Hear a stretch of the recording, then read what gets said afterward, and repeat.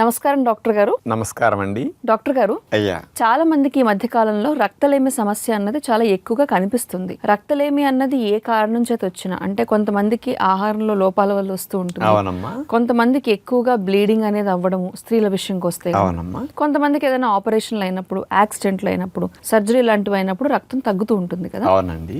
మరి రక్తం వెంటనే, అంటే ఆల్మోస్ట్ మనం రక్తం తాగినట్టుగా రక్తం పడుతుంది అని మీరు చెప్తూ ఉంటారు కదా. అవునమ్మా. మరి ప్రకృతి వైద్య విధానంలో రక్తలేమి సమస్యకి ఏమైనా చికిత్స ఉందా? ఏకైక ఆహారం ఒకటి ఉందమ్మా. అదే గోధుమ గడ్డి రసము. ఫ్రెష్ గోధుమ గడ్డి రసము తీసుకు త్రాగాలి.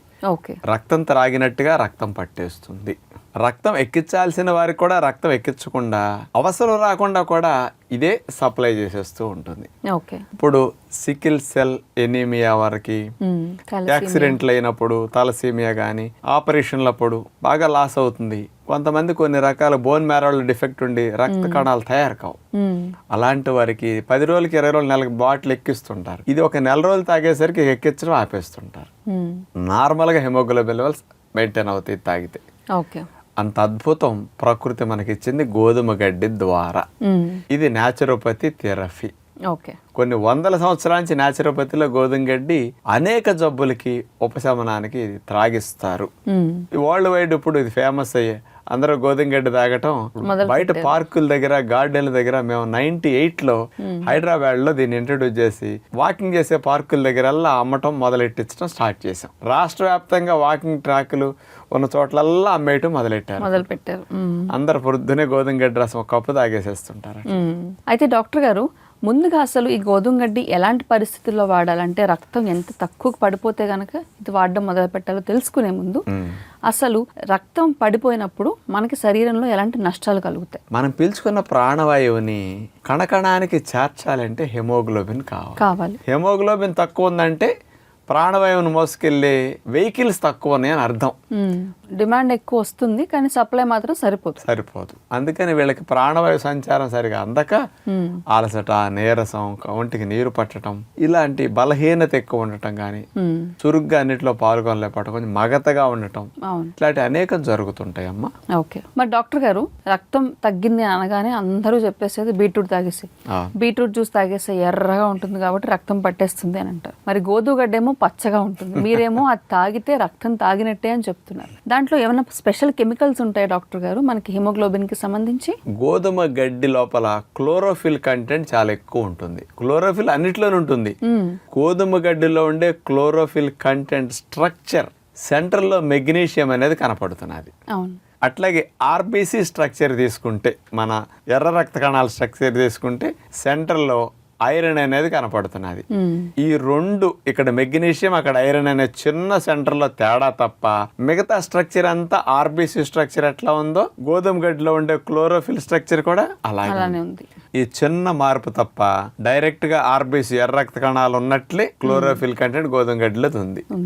బోన్ మ్యారోలో ఎర్ర రక్త కణాలు తయారవటానికి ఏవేవి కావాలో గోధుమ గడ్డిలో అన్ని అట్లా రెడీగా ఉంది. కాబట్టి ఇటు తీసుకుని ఇటు తాగితే అటు వెంటనే బోన్ మ్యారోకి మొత్తం ముడి సరుకు అందించినట్టు, ఏమి శ్రమ లేకుండా బోన్ మ్యారో ఈజీగా హెమోగ్లోబిన్ కంటే ఎర్ర రక్త కణాలని చకచక అందించేయడానికి అవకాశం ఉందన్నమాట.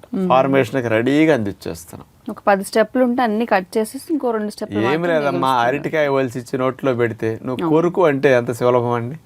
ఇంతే. అందుకని అంత త్వరగా వచ్చేస్తాను. మిగతా వాటి స్ట్రక్చర్స్ ఇట్లా ఉండవు. ఆర్బీసీ స్ట్రక్చర్ ఎట్లా ఉందో సేమ్ క్లోరోఫిల్ కంటెంట్ స్ట్రక్చర్ తీస్తే గోధుమ గడ్డి అట్లా ఉంది. అందుకని రక్తం తాగినట్టు రక్తం పడుతుంది అన్నమాట. మరి గోధుమ గడ్డి ఎవరు తాగాలి అన్న విషయం పైన చాలా మందికి అపోహలు ఉన్నాయి. అవునమ్మా. కొన్ని జబ్బులు వచ్చినప్పుడు తాగకూడదు, గడ్డి కాబట్టి ఫైబర్ ఎక్కువ ఉంటుంది, అరుగుతుందో లేదో అని కొంతమంది అనుకుంటారు. గర్భిణీ స్త్రీలు తాగొచ్చో లేదో, బర్త్ ఇచ్చిన తర్వాత అంటే బాలింతలు తాగొచ్చో లేదో, ఇలా రకరకాల డౌట్స్ చాలా మందికి ఉన్నాయి. ఆ డౌట్స్ మీద మీ అవగాహన? ఇది అందరూ తాగొచ్చు. వజ్రాలు ఎవరికి అక్కర్లేదు చెప్పండి, రక్తం ఎవరికి అక్కర్లేదు. అవును. బ్లడ్ క్యాన్సర్ ఉన్న వారికి చాలా మంచిది, రక్తం మార్చుకున్నట్టు అవుతుంది అనమాట.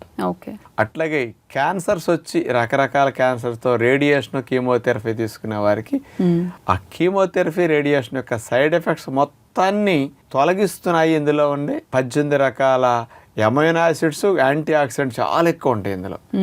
చాలా డైరెక్ట్గా దాని సైడ్ ఎఫెక్ట్ తగ్గిస్తున్నది. క్యాన్సర్ పేషెంట్లు అందరికీ మంచిదని చెప్తారు, వాళ్ళందరూ తీసుకోవచ్చు. ఆటోఇమ్యూన్ డిజార్డర్స్ ఉండేవాడికి గోధుమ గడ్డి తాగితే మన రక్షణ వ్యవస్థ గాడి తప్పి మన అవయవాలనే తినేసే ప్రక్రియ చేయకుండా రక్షణ వ్యవస్థను మళ్ళీ ట్రాక్లో పెట్టడానికి ఉపయోగపడుతుంది. ఇందులో అట్లాంటి మంచి స్పెషల్ పోషకాలు ఇందులో ఉన్నాయి అన్నమాట. యాంటీ ఇన్ఫ్లమేటరీ ప్రాపర్టీస్ ఉన్నాయి. మెయిన్గా యాంటీ ఇన్ఫ్లమేటరీ ప్రాపర్టీస్ వల్ల ప్రేగుల్లో రక్షణ వ్యవస్థను దాడిలో పెట్టేసి శరీరంలో ఉండే రక్షక దళాలన్నింటినీ కూడా మళ్ళీ ట్రాక్లో పెట్టి ఆటోఇమ్యూన్ డిజార్డర్స్ రాకుండా రక్షిస్తూ వచ్చిన వారికి కూడా త్వరగా తగ్గడానికి ఇది భలే అద్భుతంగా. మేము 30 ఏళ్ల నుంచి కొన్ని వేల కేసుల్లో గోధుమ గడ్డి తాగిచ్చుంటాం ఇలాంటి జబ్బులు ఉన్న వారికి.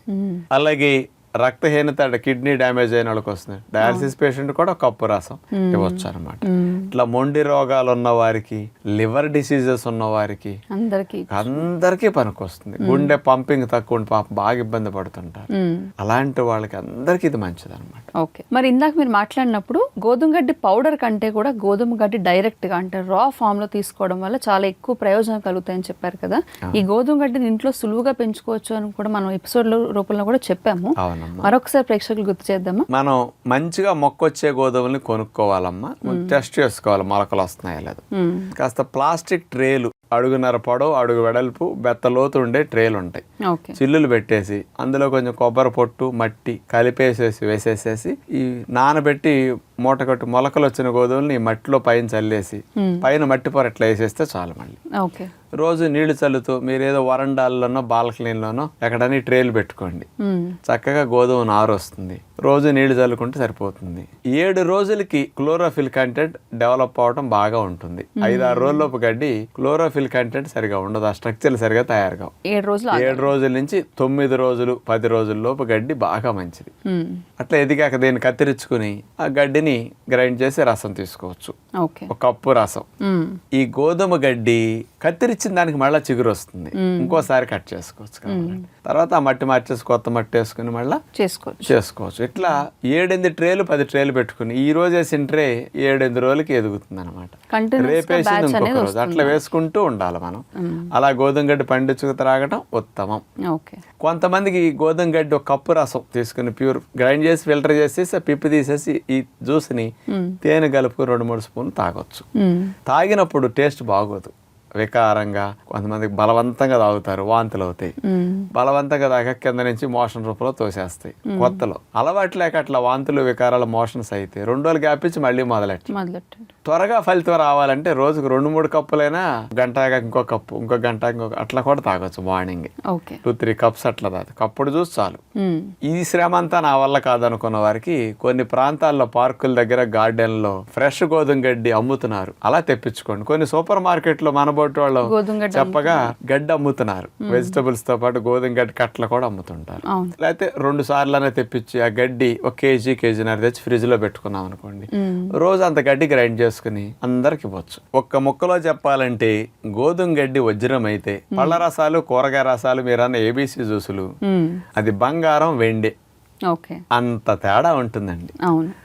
4-5 గ్లాసులు పళ్ళ రసాలకి 1 కప్పు గోధుమ గడ్డి సమానము. అది ఎంత కాస్ట్ అవుతాయి 5 గ్లాసులు పళ్ళ రసాలంటే? 1 కప్పు గోధుమ గడ్డి అవ్వదు, కానీ అన్ని వాల్యూస్ అన్నమాట.